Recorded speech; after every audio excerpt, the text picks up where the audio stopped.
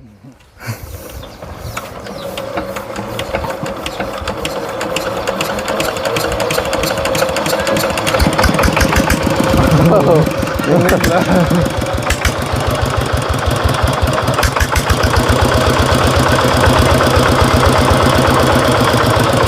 งบ่ตายเนาะยังบ่ตาย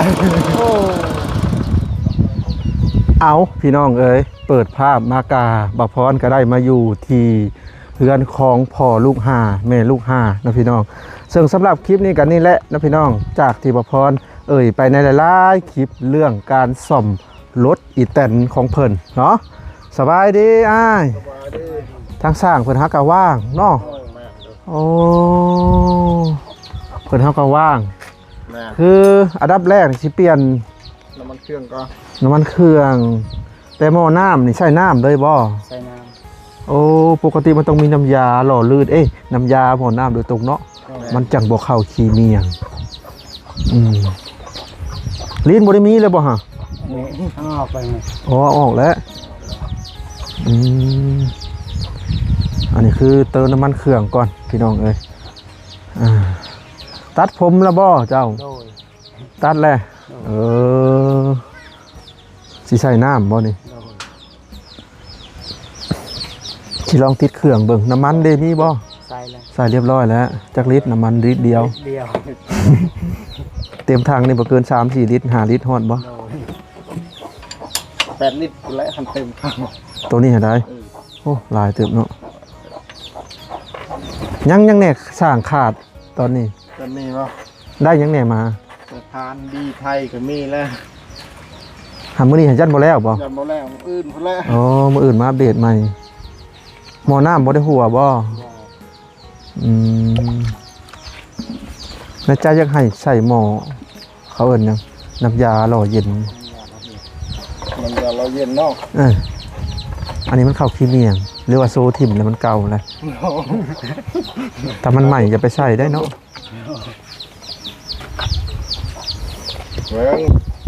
ก็คือสิ่งที่ซื้อมาใส่ในรถอีแตนคันนี้นะมียังไงสร้างลองไล่ให้ FC พังหน่อยแต่นี่บ่จะมีลายแล้วบีไทยจักลูก6 ลูกรวมทั้งหมดแล้วก็ใส่เลี้ยวใส่คาดตัวนี้3ใส่คาดใน1ใส่เลี้ยวใน2ใส่คาด1ใส่เลี้ยว2แล้วก็ลูกปืนไทยแล้วก็ลูกปืนคาด1ลูกปืนคาดลูกปืนเกียร์1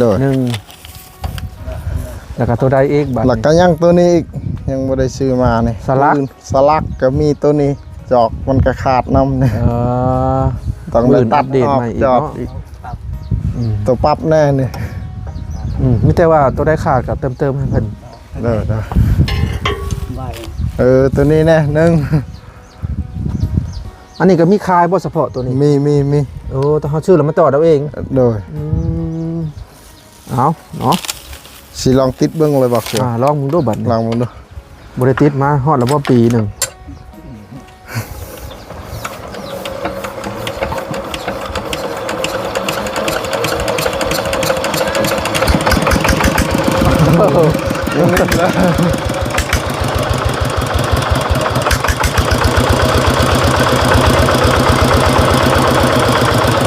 ยังบ่ตายเนาะยังบ่ตายโอ้เร่งดูฮะ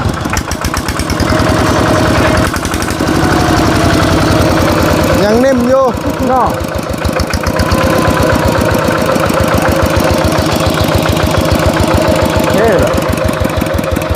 มาเลยเนาะ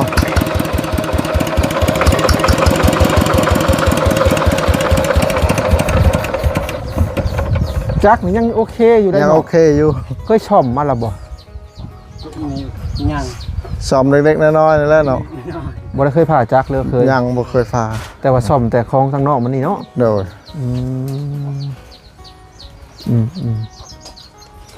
เอาก็มีแต่ว่ามื้อนี้เพิ่นก็แค่เปลี่ยนน้ำมันเครื่องใส่น้ำซื่อๆเนาะโดยแล้วมื้ออื่นเพิ่นแล้วเพิ่นสิใส่อันพวกบีพวกอันนี้โดยใส่ลงใส่เลี้ยวแต่ว่าเรื่องเงินก็เดียว ปัดซื้อวัดลายประดับแล้วก็จังสีคิดอีกทีนะพี่น้อง เด้อ หรือว่าสิเอาตอนนี้เปล่า บ่ เอาตอนนี้ก็ได้ จะซื้อมาวัดลายประดับแล้วเนาะ เอาไว้ซื้อหมดรายรวมนำกันเลยเนาะ อ๋อบัดละจังไรเนาะ คอยไปทามแล้วสุดแลนนะ เท่าไหร่ เกือบหมื่น เกือบมือ 9,000 บาท ได้ทั้งลังพร้อม ทางหลังมันจะมียางกับยางในของแท้เนาะแล้วก็พร้อมกระทะแล้วก็พวกสลักคอตัวนี้นำขอลากเนาะ คอลากแล้วก็ เผา 9,000 บาท 9,000 บาท ตรงนี้เป็นธรรมดาถ้าเป็นฝั่งท้ายเนี่ยบ่ฮอดดอกน่าจะอยู่ระหว่าง6,000 แมน บ่ฮอนไปถามอยู่นะพี่น้อง 9,000 บาท 9,000 บาท บนบ้านนาทองเด้จะขายรถอีก แมนยังขาดหลายอย่างอยู่พอบ่ได้ตีนนั่นก็แล่นไปเลยซ้ำซื้อรถไทยคันใหม่แล้วพอมันอันน่ะแพงอยู่พี่น้องเอ้ย แม่ 9,000 บาท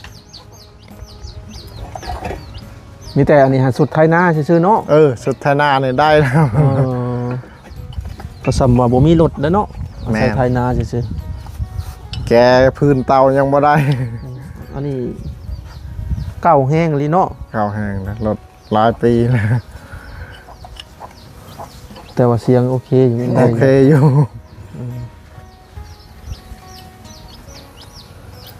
สุดก็คือว่าแล้วรถอันนี้นะเขาเจ้าให้บ่ รถเขาให้ รถเขาให้ เขาเนี่ยให้ ตะกี้แม่นแล้วรถพอเท่าให้ มีรถใหม่เลย มีรถใหม่ก็เลยให้เพิ่นใช้รถคันนี้นะ ก็ให้แต่เป็นไปสิเนาะแต่ว่าอยากซื้อโค้งแลนหรือว่า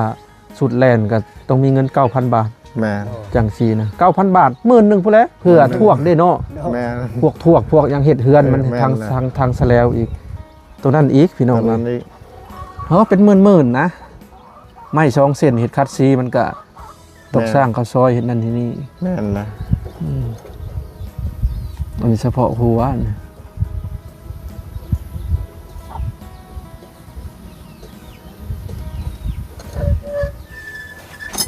ทัวร์นี่ก็ไปได้แล้วไปนาได้แล้ว โอเคแหละเนาะ ไทยนาได้แล้วบัดนี้สิ่งที่เจ้าจอดน่ะเจ้าบ่มีเงินแปลงบ่ตะกี้เหรอ โดย บ่มีแล้วก็อยู่สิเลย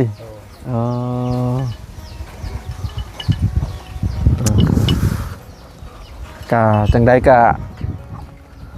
ขอบคุญขอบคุณทางผู้ใหญ่ใจดีเนาะ โดย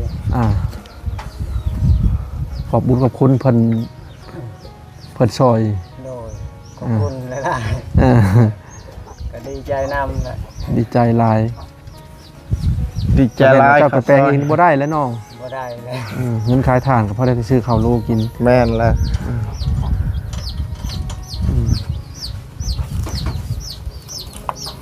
คำไปล่างอัดซีดนี่สิสะอาดด้วยแถวนี้เนาะ โดย พอได้มันเบิ่งก็คือเนี่ย มีอยู่เครื่องอัดฉีดอยู่ แม่นบ่ไปคอล่างนะเพิ่น ได้เนาะ อันนี้มันบ่ฮู้อ่ะบ่อันนี้มันยังอันนี้ ทราย ใช้น้ำมันบ่อัน สายน้ำมันเรือ มันบ่เฮยบ่เนาะ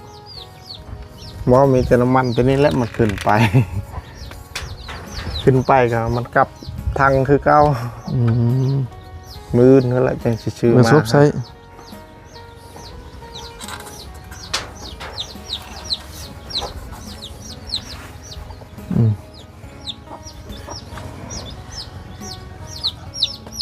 เอาสร้างสำนี่ก่อนเนาะ แม่นแหละ มื้ออื่นเพนสิมาแปลงให้แต่เช้า แม่นมา ๆแปลงท่าค่อยแล้วเด้อ โดย ว่าใส่อิหยังแน่ใส่อิหยังแน่ โดย แต่อันนี้ก็ซื้อมาแล้วก็จอดถ้าบ่มีอันนี่ก็ไทยหน้ายากเด้เนาะ แม่นแหละ จากลมๆน้ำเล่มไปเลย แม่นแหละ สุดแลนนี่แหละเนาะพี่น้อง แม่นแหละ 9,000 บาทไปรวมเพื่อนอีกอะ11,000 12,000พอแล้ว แม่นแหละ บ่ต้องได้จ้างเขาเฮ็ดทางซะแล้วจังสิได้แก่อันนี้คอลากอีกประมาณนั้นนี่ แม่น เอาละสร้างไป ไป ขอบใจหลายๆ เอาแล้วพี่น้องที่แรกว่าเพิ่นสิเมื่อเพิ่นก็เลยว่าสิเปลี่ยนอันนี้ก่อนเพิ่นว่า กระแสกระเพื่อนมานั่นน่ะตัวน่ะตกหล่อ หันได้บ่แม่นเข้าขี้เมียงบ่แล้วบ่ เข้าขี้เมียง โอ้แล้ว แต่17 เจ็บหรอเข้าขี้เมียงแล้ว อันนี้ก็ยังกำได้อยู่บ่คือว่ารวมเรียงมาเลยเปลี่ยนใหม่ก็ได้มั้ง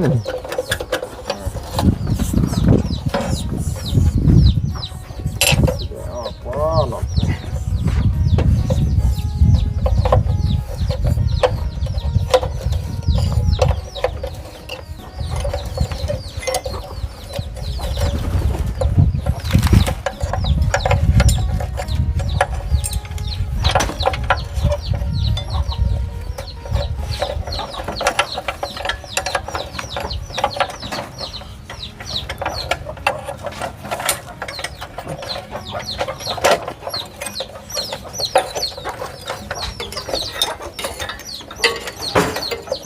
ปวดตัว ไก่ขึ้นทั้งเฮือนป้าโต ระวังอะไรก็ได้เป็นหมอน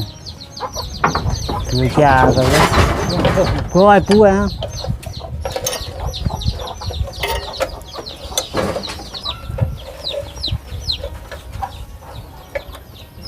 ฮอดบ่10 ปีคันนี่ หอดเลย ฮอดได้ยังตอนเตะลูกกกหน่อย น้องสีประจันยังน้อย ๆโดย ประมาณ11 ปีเนาะ โดย คันนี่ประมาณ10-11 ปีถือว่าคุ้มเลยได้ รถใช้งาน10 ปีขึ้นไปนี่คุ้มแล้ว อันนี้ในมุมมองของมังพร คือรถสมมุติว่ารถมอเตอร์ไซค์นี่ใช้เกิน5 ปีนี่คุ้ม แล้วก็รถใหญ่นี่ใช้เกิน10 ปีนี่คุ้มสำหรับมังพรบ่ได้วางลายได้ คือบางคนเพิ่นจะมักเพิ่นจะวางลายได้บางคนรถใหญ่นี่เพิ่นจะให้มันฮอด20 ปีรถมอเตอร์ไซค์นี่เพิ่นยังให้มันฮอด10 ปี โดย อันนี้ในมุมมองของคนอื่นในมุมมองบ่พอนี่เอาสำนี้พอแหละคุ้มแล้ว คุมเลย อ่ะมอเตอร์ไซค์5 ปีขึ้นไปรถใหญ่10 ปีขึ้นไป เลย10 ปีคือว่าคุ้มหันนา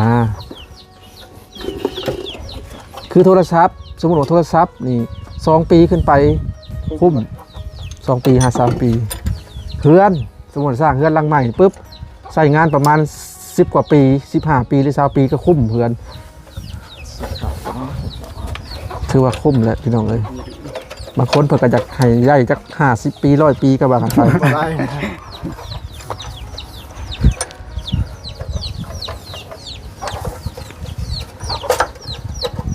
โค้งอันนี้แตะก่อนนะไผก็บ่อยากได้เด้อเพิ่นก็จะหวานบ่แฮงจักแม่นบ่แม่นเนาะ ได้เลย บ่แฮงบ่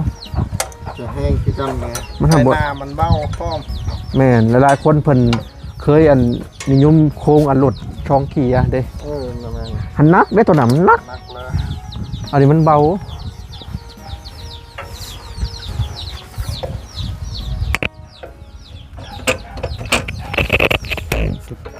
ดู เขาเอิ้นคาดบ่ตัวนี้ เลี้ยว อันเลี้ยวเนาะ เลี้ยว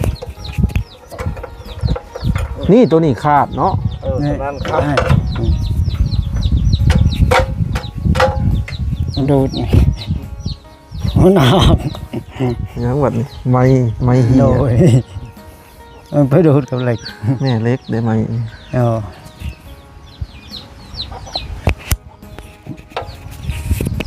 ดูดกับแรง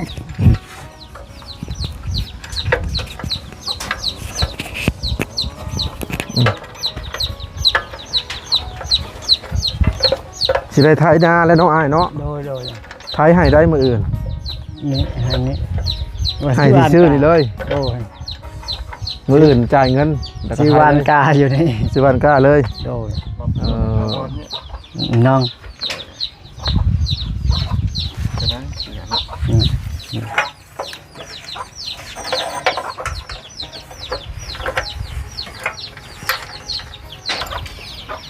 มันเข้าขี้เบี่ยงแล้วมันขาดกำก็บ่ได้เลยเนาะ บ่ได้แล้ว นี่ตัวใหม่นี่สิเดนลื่นเลยมีจระบีอยู่บ่ข้างในตัวใหม่นี่จริงๆต้องใส่จระบีน้ำเนาะที่เขาประกอบมานะ แม่นแล้ว ใส่จระบีขาว เนาะ ภาษาลาวเอิ้นว่ากาแลด กะลัด กาแลดต้องมีกาแลดขาวอยู่ทางในตัวนั้น เนาะ ตามหลักผู้ผลิตนะพี่น้องอันนี้แบบใส่ร้อนๆมาเลย ใส่ร้อนๆมาเลย เออ นี่นี่ ได้สิ้นตื่นแล้วบ่ มันหันมีของแท้ที่เขาใส่จระบีขาวมานะมีบ่จากที่จะเคยเป็นช่างหรือว่าบ่เคยเห็น บางตะกี้มีอยู่เดี๋ยวนี้บ่มี ใส่ร้อนๆเล็กทูกับยาง แม่น เล็กทูกับโครงเปื่อยโครงยังอ๋อต้องหายลีนเข้าไปอีก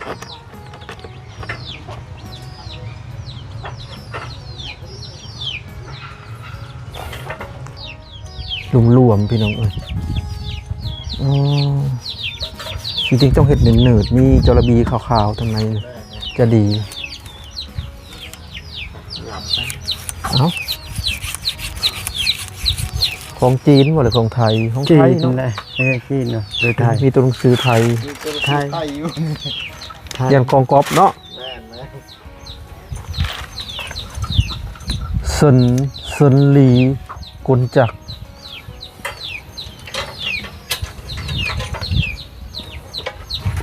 กำลังใส่สายเลี้ยวพี่น้องเอ้ยนี่เด้แล้วพี่น้องยี่ห้อเพิ่นแต่บ่ฮู้ว่าอยู่ฝั่งไทยน่าจะเพิ่นบ่ได้ใช้แหล้วเนาะหรือว่าอาจจะมีกับอันราคาอาจจะถูกกว่าอยู่ฝั่งลาวอยู่เนาะยังใส่ได้อยู่ป่ะตัวกำเลี้ยวนี่ ได้อยู่เนาะ ตัวเด็ดอ่ะ เปลี่ยนใหม่จังว่าดี เนาะ มีขายบอกสั่ง ไม่ นี่ วุ้ดเอาเนาะ รอชอนี่มันข้ามแต่ เปลี่ยนใหม่ตัวนี้เด้ออ๋อบ่ได้แล้วนี่ ไม่อันตรายอะครับ ขอขี้เงียงเลย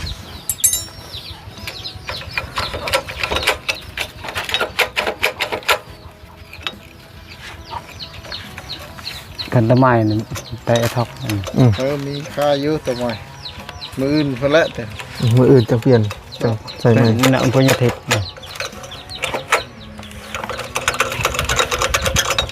เก่าตามสภาพ10 ปีแล้วคุ้มละ นั่นนะเขาบอกฝากเสร็จใจโน่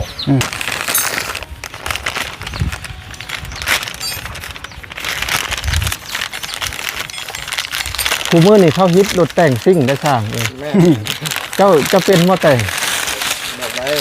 จะเขาใส่เกียร์โยดเกียร์โยงเบาะเขาเอิญนะจะเขาใส่เกียร์อย่างไว้ได้ ไว จะเขาแต่งบนใดนะ เขาใส่โครงใหญ่อยู่ไปโครงน้อยนะ ตัวโค้งใหญ่บ่หรืออย่างนี้ โคร นะ งใหญ่ แต่ใน YouTube ก็มีดอกเขาสอนนะใส่ล้อเรียบแล่นนี่ได้ประมาณ60กว่า ก็ไหวและเสริม ถือว่าโอเคไปเมืองไปนา แล้วก็ใส่แนบทางหลัง ใส่ยางเรียบทางด้านหน้าทางหลังก็ยางเรียบรอบแม็กพอบ้านเฮาในอึดหลดต้องเฮ็ดว่าสั้นไปเมืองไปนาไว้ แม่น เนาะแล่นนี่จากนี่ไปพะลานนี่ก็เท่าใด แป๊บเดียว บ่เฮิงหรอกหอทางเลขที่9แล้วก็เร่งเก่งๆก็ได้60พอรถไทยนี่ได้แต่จากที่เคยอันนั้นได้ละ30กิโลต่อชั่วโมง30กว่าๆถ้าได้60กว่าๆนี่ก็ถือว่าแป๊บเดียวเอาพี่น้องก็ใส่แล้ว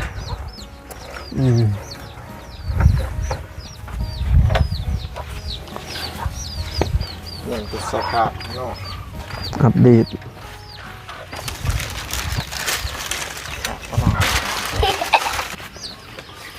เอาแล้วพี่น้องเพิ่นก็ใส่กำเดียว2สายเข้าไปเพราะว่ามื้ออื่นนี่สิซื้อมาใหม่อยู่เนาะ